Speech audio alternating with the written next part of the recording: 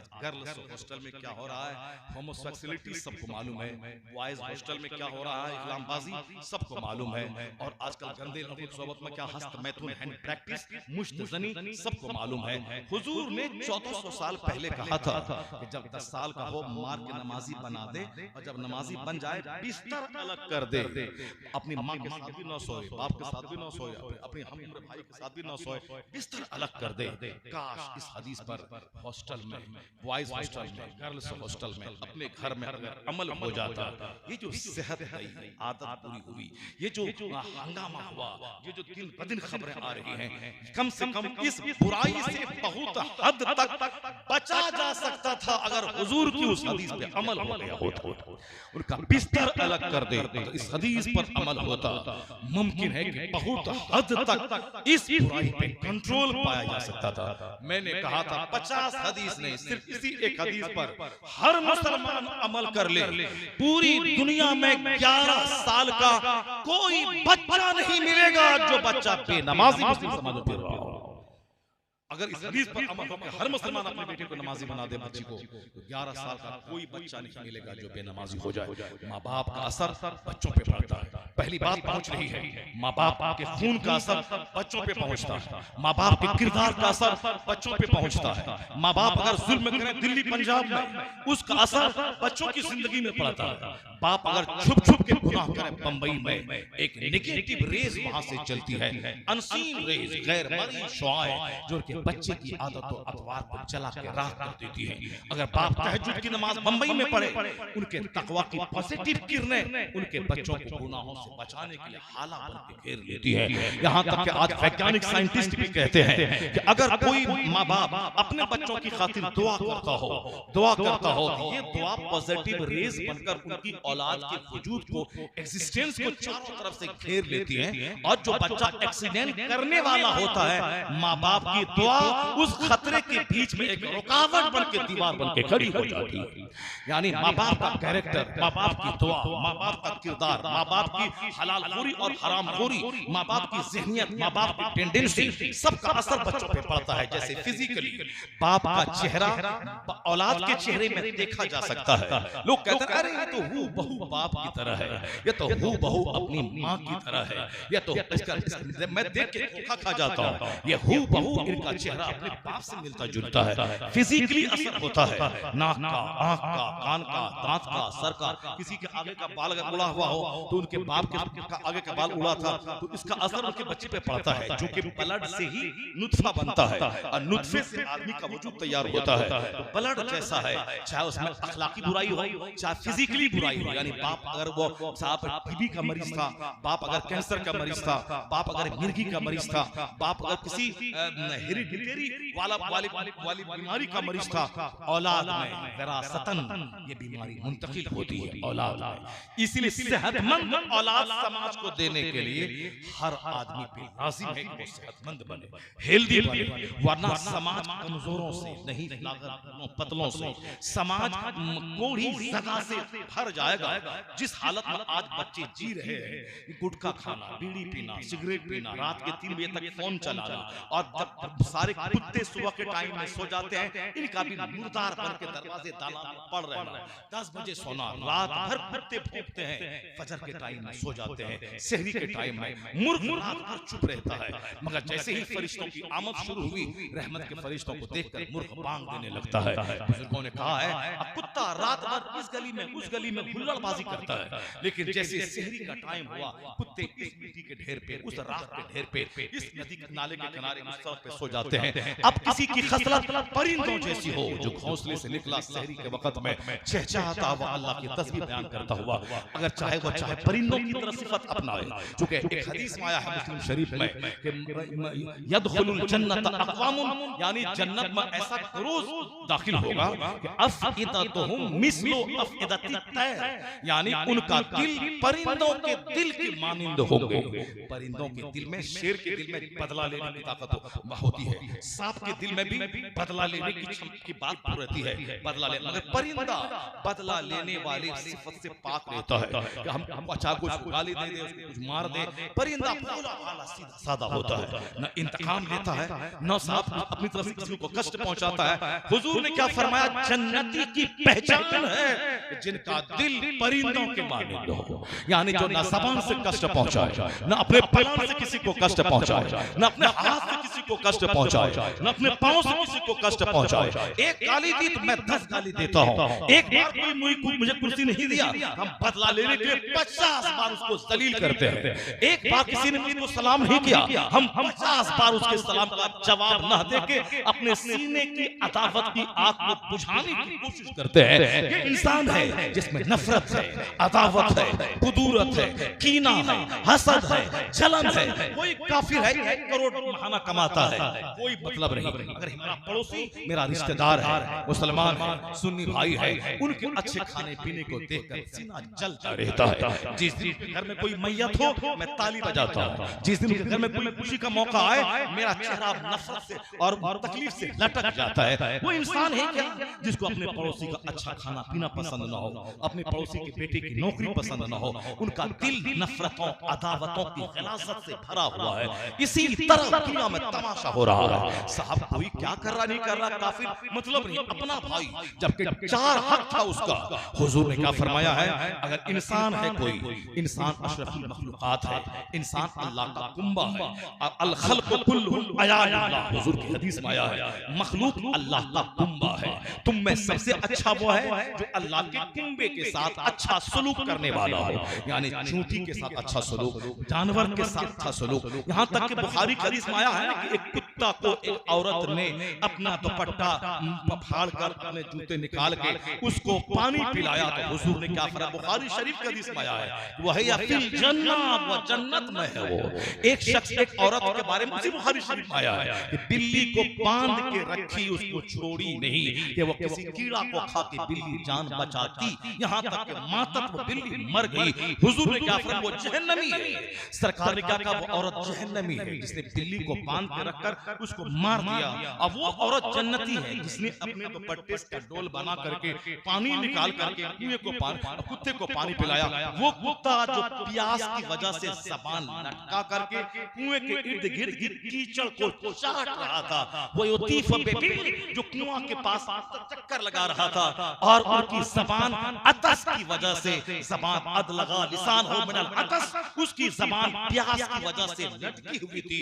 उस औरत से देखा नहीं गया, उन्होंने दुपट्टे को फाड़ के डोल बना के निकाल के पिलाया। हुजूर कहते हैं जन्नती है। मैं कहता कुत्ता को पानी पिलाने वाला अगर वो हालत ईमान में मर जाए, अल्लाह उस नेकी को कबूल फरमा ले, वो जन्नती हो जाए। और जो इंसान के साथ अच्छा सलूक करे, जो इंसान को कुर्सी दे दे, मुस्कुरा के मुलाकात कर ले, उनके पास मिलने के लिए जाए, उनके घर में मुबारकबादी देने जाए, मैयत को बीमारी हो तो ताज़ीर करने के लिए जाए, मज़ार कुर्सी को जाए, गाहे मिलके उनके गम की बात सुन के गम का शेयर कर दे, अपने से अपनी बात से मुस्कुरा करके कुर्सी देकर उनके डोल में पानी डालकर अपनी कारी पे बैठा करके उनके बोझ हाथ लगाकर, यानी वो अखलाकी पहलू, नैतिकता वाला पहलू जिस पर आज अमेरिका जोर देता है। हिंदुस्तान के दानिश्वर कहते हैं तुम the best among you is one who is beneficial for other, तुम में सबसे अच्छा वो है जो दूसरों को फायदा पहुंचाए। अमेरिका के लोग आज कहते हैं, हिंदुस्तान के लोग आज कहते हैं, चाइना के लोग आज कहते हैं, कुर्बान मुस्तफा की ज़ात गिरामी पे जिसने 14 सदियां पेशतर कहा था, खैरुकुम खैरुन नास मय्यनफउन नास, लोगों में सबसे अच्छा वो है जो लोगों को फायदा पहुंचाने वाला हो। जहां दुनिया के करोड़ों दानिश्वर की नजर आज गई है, वहां मुस्तफा की नजर 1400 साल पहले आकाए दो। इसलिए दानिश्वर कहते हैं I can not find any other man in history like Muhammad. आका ने जो बातें कह दी वो लाजवाब। आज 2 साल गुजर गए कोरोना काल के, या कहते हैं डबल डोज लगा लेने वाला वो सर्टिफिकेट ले ले बस बीमारी से बच जाएगा, लेकिन डबल डोज लगाने के बाद भी कहते हैं कि हाथ धोते रहिए, हाथ धोते रहिए, सैनिटाइज करते रहिए। हर बैंक में, हर कचहरी में, हर दफ्तर में सैनिटाइजर रखा हुआ है। कुछ किया धोया, टिकट दिया फौरन धोया, बगल में बेसिन है फौरन हाथ धोया। कहते हैं कि वैक्सीन लगाने के बावजूद भी संक्रमित लोग हो रहे हैं, फिर भी आपको हाथ धोना है, हाथ धोना है। 2 साल गुजर गए, जिसको घमंड था कि आज बीमारी कल दवाई, आज वो क्या बोलता है, कोरोना से नहीं ढिलाई, जब तक नहीं दवाई तब तक नहीं ढिलाई। 2 साल गुजर गए, दवाई नहीं आई।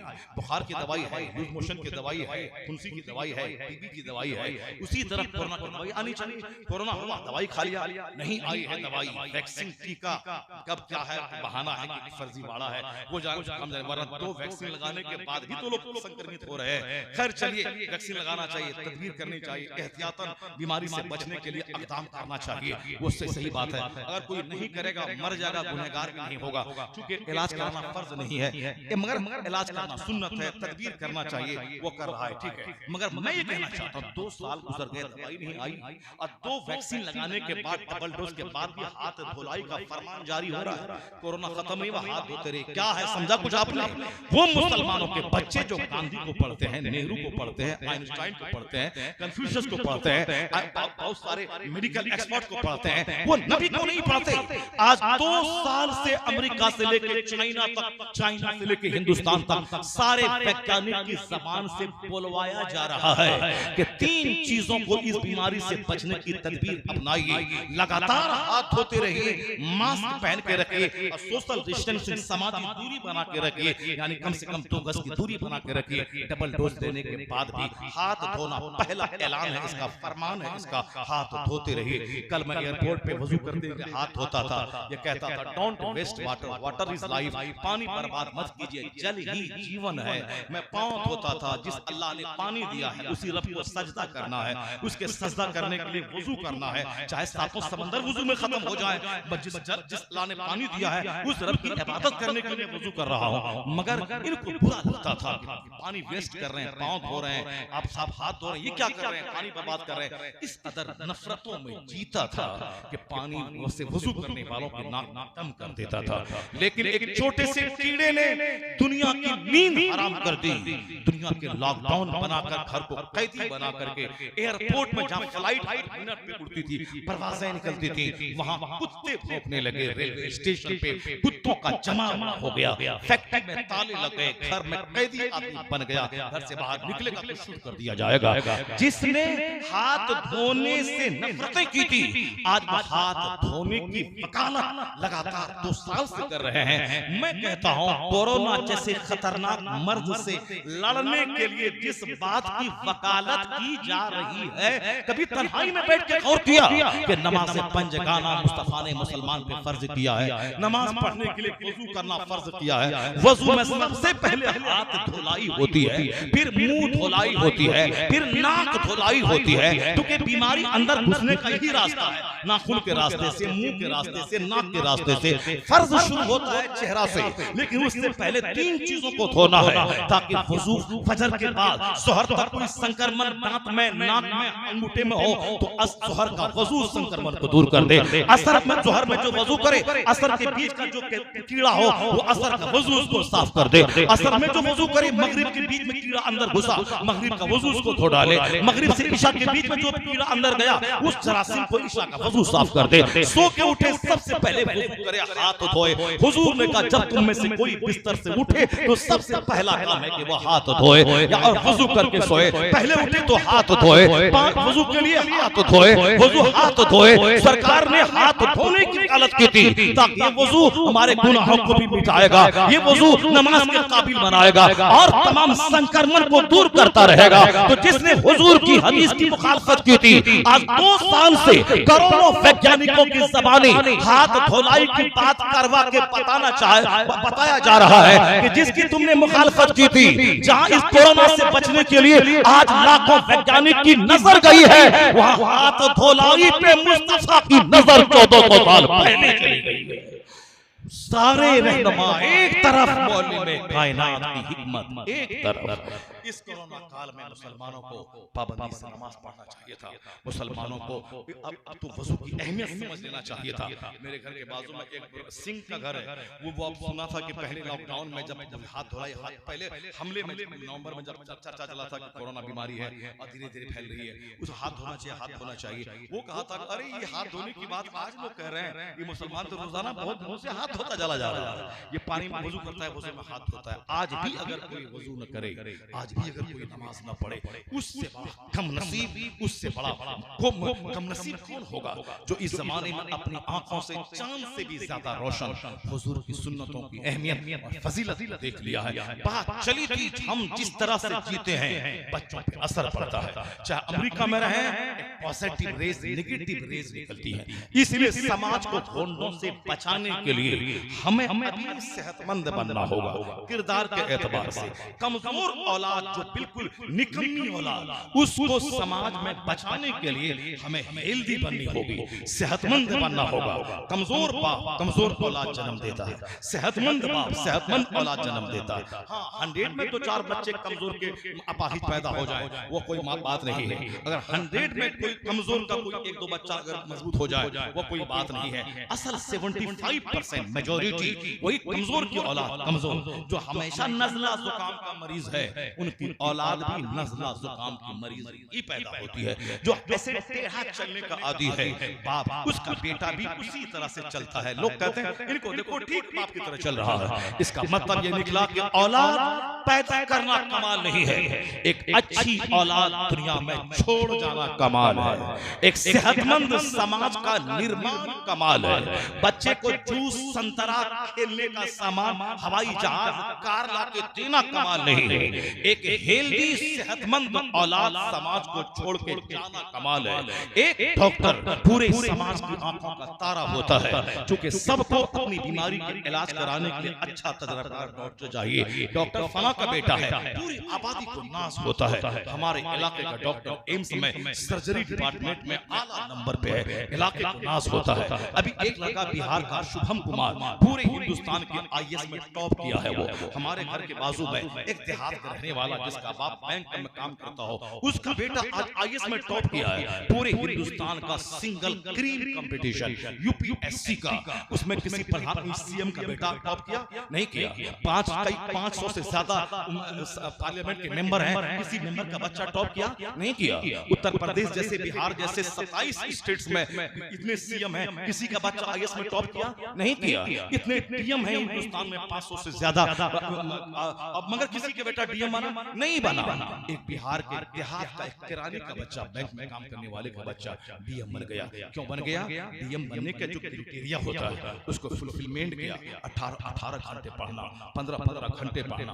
18 घंटे पढ़ने के लिए हेल्थ चाहिए। वहां तो आदमी बच्चा 2 घंटा पढ़ता है, बोलता सर पकड़ के बैठ जाता है, अब हम नहीं पढ़ पाएंगे, मेरा सर भारी है, अब हम नहीं पढ़ पाएंगे। बहुत सारे बच्चे मदरसे में पढ़ाई छोड़ छोड़ के घर भाग जाते हैं, क्योंकि हम आवाज साफ नहीं होती है। 2 दिन याद करते हैं तो नज़ला जुकाम हो जाता है, 2 दिन याद करते हैं सर में दर्द हो जाता है, 2 दिन याद करते हैं बुखार हो जाता है। अब सेहतमंद औलाद ही 18 घंटे स्टडी करेगी, 15 घंटे 16 घंटे। तो एक बाप चाहे वो देहात का क्यों ना हो, अगर अपना अच्छा बच्चा छोड़ा है, पूरे बिहारी को आज फख्र हो रहा है कि हमारे बिहार का बच्चा आईएएस में टॉप किया है। कश्मीर का शाह फैसल एक बार टॉप किया था, अब पूरा हिंदुस्तान का मुसलमान नाज करता है, मुसलमान का बच्चा आईएएस में टॉप किया है। आज से 25 साल पहले आमिर सुबहानी ने बिहार में टॉप किया था। पहले उसके बाद मिला फतेह करने वाला था, बहक गया। उस वक्त पूरा सारा हिंदुस्तान को नाज था कि एक मुसलमान का बच्चा आईएएस में टॉप किया है। तमाम अखबार, तमाम मीडियाज में उसका चर्चा हुआ था। अब कल कोई मोमिन था, बाद में काफिर हो जाए, उसका कोई मतलब नहीं है, मगर उस वक्त में ऐसा हुआ था। जरा गौर से सुनिए कि आज जो बच्चे हमारे पास आके कहते हैं हजरत दूसरों का मुल्क है, कहाँ बच्चे आईएएस नहीं बन पाते हैं, ये अपनी कमजोरी पे पर्दा डालने के लिए।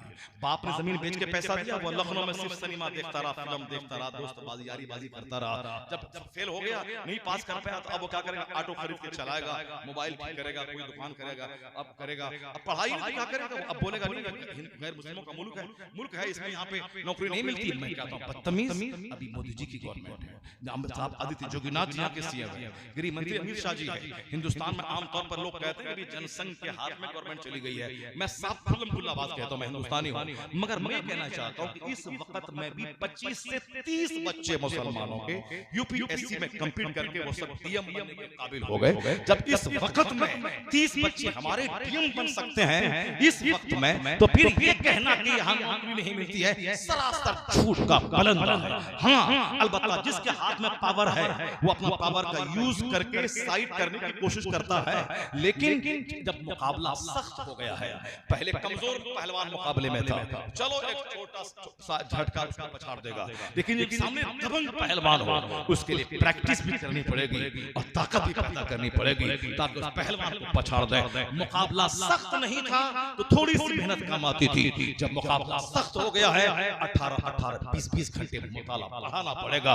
ताकि वो अपना बैंक बचाने के लिए, डिस्ट्रिक्ट बचाने के लिए, ऑफिस बचाने के लिए उसे किसी जोकर की जरूरत नहीं है, उसे मेरिटेरियस की जरूरत है, काबिल आदमी की जरूरत है। अगर मैं काबिल रहूंगा वो हजार चाहे कि मैं इसको नहीं रखूंगा, मगर ये उनकी मजबूरी है कि काबिल आदमी को वो रखेगा।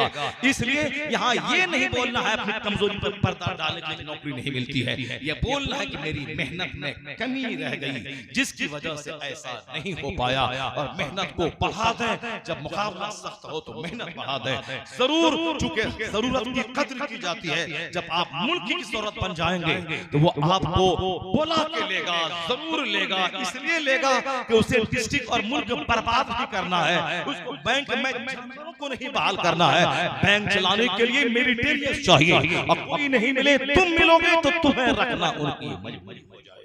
मेहनतें रंग लाती है, तो दुनिया एक सिस्टम पर आधारित है, सारा काम सिस्टम से चलता है। लीची के पेड़ में आम नहीं फलता है, आम के पेड़ में लीची नहीं फलती है।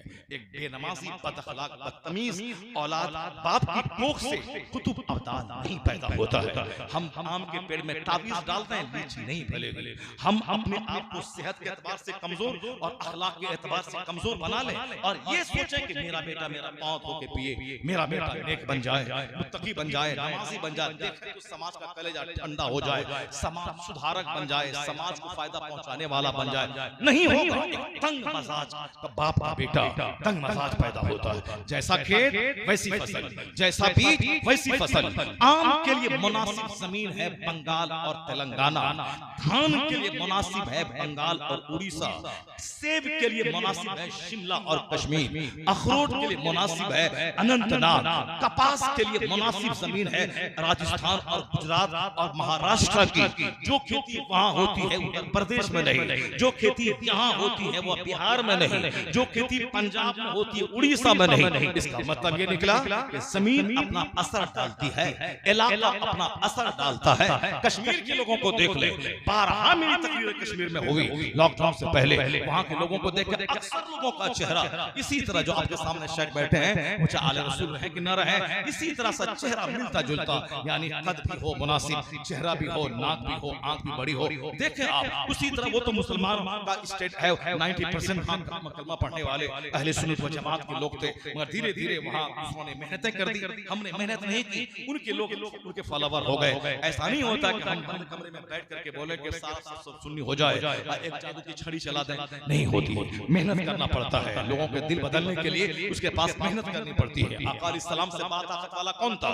इशारा किया सूरज पलट आया, इशारा किया चांद के 2 टुकड़े हो गए। लेकिन फिर भी 3 साल तक अबू तालिब की घाटी में उनके खानदान के लोग चमड़ा गला गला के खाते रहे। उनके खानदान के बच्चे इस कदर रोते थे, मक्के की पहाड़ियां गूंज जाती थी, वहां चमड़ा गला के दरख्त के पत्तों को खाते थे। हुजूर वहां मौजूद थे, सारे खानदान को लोगों ने बायकाट कर दिया। सरकार दो जहां रात के वक्त अपने दोस्त के साथ मदीना, मक्का छोड़ के मदीना चले गए। 3 दिन तक खारे शोर में रहे। आका अलैहिस्सलाम अपने वो वहां से मक्का से चल के ताइफ चले गए, वहां लोगों ने ओबास बच्चों को आपके पीछे लगा दिया। सरकार ने मेहनत नहीं छोड़ी, सरकार ने तबलीग नहीं छोड़ी, ऐसा नहीं कि हाथ उठा दिया सारे लोग कलमा पढ़ लें, नहीं। हुजूर को उसकी तबलीग दीन के बदले में इतनी तकलीफें हुई कि शायद उनसे पहले या क़यामत तक किसी को तकलीफ ना होगी। हुजूर खुद फरमाते हैं, उज़ी तो फी सबीली हाज़ा, इस रास्ते में जितनी तकलीफ मैं दिया गया हूं, मुझको दी गई है, उतनी तकलीफ ना मुझसे पहले किसी को हुई है ना बाद में। ये भी तकलीफ है अपने खानदान अपने लोगों ने 3 साल तक सोशल बायकॉट कर दिया। बच्चे पिलक पिलक के रोने लगे, सलाम कलाम दाना पानी सब भेजना बंद है, और दरख्त के पत्तों को खा के चमड़े को गला गला के लोग खा जिंदा रह रहे। मामूली बात है क्या? सरकार ने जो मेहनतें की, जो मुशक्कतें की, जो तकलीफें झेली, उसी तकलीफ का इनाम ये मिला कि जिन लोगों ने, जो लोग आपके कत्ल का प्लान बनाया था, हुजूर मक्का फतह करने के बाद जब सबको आम माफी का ऐलान कर दिया, तो जहां आम माफी का ऐलान हुआ, उन काफिरों को नदामत के आंसू बहने लगे, उनका सीना कुशादा हो गया। मैं पत्थर बरसाता हूं, ये दुआएं देते हैं, मैं कांटा बिछाता हूं, ये हम पर फूल बरसाते हैं, मैं इनके कत्ल का प्लान बनाता हूं। आज इनके पास 12,000 की फौज है, मक्का इनके कब्जे में है, आज हमें मार सकते थे, बदला ले सकते थे, हमने जो जो तकलीफें पहुंचाई चुन चुन के उसको मार सकते थे, लेकिन जब कब्जा के बावजूद भी इन्होंने आम माफी का ऐलान कर दिया है। सीना हिला, जमीन बेदार हुआ। पहले इतने साल में गिनती के लोगों ने कलमा पढ़ा था, आम माफी के ऐलान ने लोगों के बंद दरवाजे खोल दिए, फौज दर फौज आने लगे, सब कलमा पढ़ के मुस्तफा के गुलाम। यानी जो काम गन और तलवार ने नहीं किया, वो काम हुजूर के अखलाक की बुलंदी, हुजूर के सब्र ने, हुजूर की मेहनतों ने। यहाँ तक कि सरकार एक बार मैदान जंग से तवील मुहासरे के बाद लौट के घर आए, सर में दर्द गुबार था, आप उनको धोने लगे। 1 महीने तक जो मुहासरे में रहे हो, और वहां से लौटने के बाद सर में धूल गर्द गुबार, उसको धोने लगे। जिब्राइल अमीन आ गए, कहा हुजूर आपने तलवार रख दी। मैंने तलवार नहीं रखी है, हमने तलवार नहीं रखी। उसी हालत में सरकार ने अर्रहील की सदा दी। सरकार फिर उठे, घोड़े पे चढ़े, गुलामों को आवाज दी, दूसरे मोर्चे के लिए चले गए। ऐसा काम कोई करेगा? यानी जो 1 महीने तक मुहासरे पे रहा हो, हुजूर की मेहनतें और हुजूर की हिकमत, हुजूर की तदबीर, हुजूर की कुव्वत फैसला ने वो दिन दिखलाया, ताकि कयामत तक के मुसलमान जब संकट में घिर जाए, ईमान बचाना मुश्किल हो, वो हुजूर की सादगी, वो हुजूर की सफाई, वो हुजूर की हिकमत, वो हुजूर की तदबीर, तकलीफों पे सब्र, वो सब चीजों को निगाहों के सामने रखे, उसे संकट में जीने का हौसला मिल जाएगा। तो चांद को पलटाया था मौजज़ा दिखाने के लिए, ताकि लोग जाने कि मैं अल्लाह का पैगंबर हूं, जादूगर नहीं। और रात रात भर मेहनतें की थी, 1 महीने का मुआसरा किया था, तकलीफें उठाई थी, ताकि मेरा गुलाम कयामत तक का पैगंबर मैं हूं, मेरे गुलाम को कहीं कष्ट हो, चारों तरफ से दुश्मन घेर ले, बोले कि अपना मजहब छोड़ दे वरना गर्दन काट दूंगा, अपना मजहब छोड़ दे वरना घर लूट लूंगा, अपना मजहब छोड़ दे वरना तेरी बेटियों की आबरू में लूट लूंगा। उस मुसीबत की घड़ी में वो अपना मजहब चेंज न कर दे, वह हुजूर के संकट को याद करे, उस वक्त से सब्र का, जिहाद का, हिकमत करने का हौसला मिल जाए। तो हुजूर मॉडल है कयामत तक के लिए नमूना। हुजूर की जिंदगी देखी जाएगी, जीने का हौसला मिलता रहे। सरकार गौसे आजम की करामत की, गौसे आजम ने 12 साल की कजूबी कश्ती उल्टा दी, गौसे आजम ने साहब मुर्दा कर दिया, गौसे आजम ने 70 मुरीदों के घर चले गए। हमने करामती पहलू बयान किया है, हुजूर का मौजज़ाती पहलू, सरकार की वो जो जिंदगी गुजारने का जो हौसला, स्पिरिट, जिसमें उसवे हसना है, उस पे जोर देने की जरूरत है। वो तो मौजज़ा है, नबी मौजज़ा इसलिए दिखलाते हैं ताकि लोग जान जाएं जादूगर नहीं, अल्लाह के पैगंबर हैं। उसी तरह अल्लाह के वली करामत दिखलाते हैं, मैं जादूगर नहीं, मैं अल्लाह के नबी का पैरोकार, मैं अल्लाह का वली हूं। उसी गौसे आजम ने ये काम किया, मगर दूसरा पहलू लोग नहीं दिखाते, जो काम मेरे जैसा करोड़ों आदमी नहीं करता है, वह काम सरकार गौसे आजम ने करके दिखलाया है। मुझ जैसा करोड़ों आदमी, मेरे घर में कोई मुसीबत आए तो हम अल्लाह को गाली देने लगते हैं, माअज़ल्लाह, 1000 बार माअज़ल्लाह। मेरी माँ बहन बेटियों का दिल टूट जाता है जब दुआएं कबूल होती रहे, पैसा आता रहे, तो अजमेर और बगदाद, आज जहां पैसा सिमट जाए उसके बाद मस्जिद भी नजर नहीं आती। कुछ लोग ऐसे होते हैं कि पैसा नहीं है तो अजमेर बगदाद बरेली, अब पैसा आ गया तो बस काफिरों से दोस्ती, सिनेमा हॉल और ड्रग्स का आदी बनना है। इसलिए हुजूर ने कहा था कि कुछ लोग ऐसे हैं जो गरीब हैं तो मोमिन हैं, वो मालदार बने के काफिर हो जाएगा।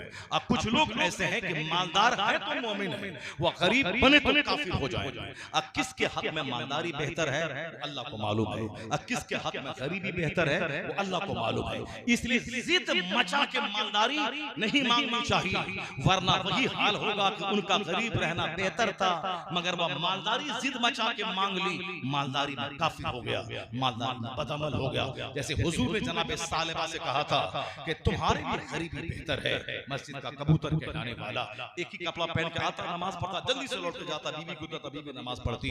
पूछा सरकार ने क्यों जल्दी पहले क्यों जाता? कहा हुजूर एक कपड़ा है। सरकार ने कहा सब्र करो। कहा नहीं हुजूर अब सब्र नहीं होगा, दुआ कर दीजिए। हुजूर ने बहुत कहा सब्र करो, सब्र बेहतर है, मगर उन्होंने नहीं माना। हुजूर से दुआ करवा ली। जब दुआ करवा ली, हुजूर की दुआ की दुआ लग गई। इस कदर बकरियों में इजाफा हुआ, इतना माल बढ़ा कि मदीना में रहना मुश्किल हो गया, जंगल चला गया। फिर इसी हालत में ज़कात की आयत नाज़िल हुई। जब ज़कात के तौर पर माल निकाला, ढेर सारा माल निकलता चला गया। अब बोला ये तो टैक्स मालूम होता है, यानी हुजूर ने दुआ दे दी, माल इसका बढ़ गया। उसी दुआ का टैक्स मांगा, माअज़ल्लाह, हज़ार बार माअज़ल्लाह। उन्होंने ज़कात नहीं निकाली।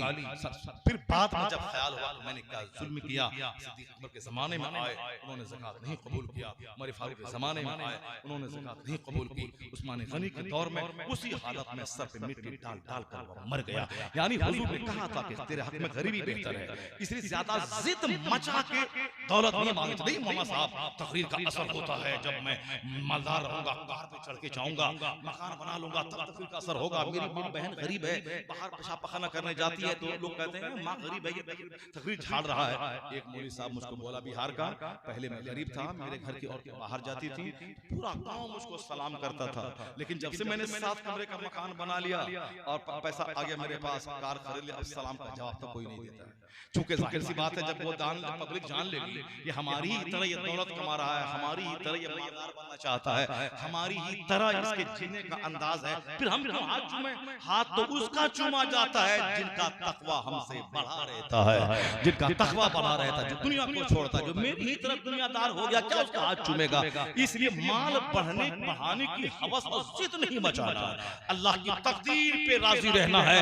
गौसे आज़म ने बताया, उनकी जिंदगी में देख लीजिए, गौसे आज़म खिताब कर रहे हैं।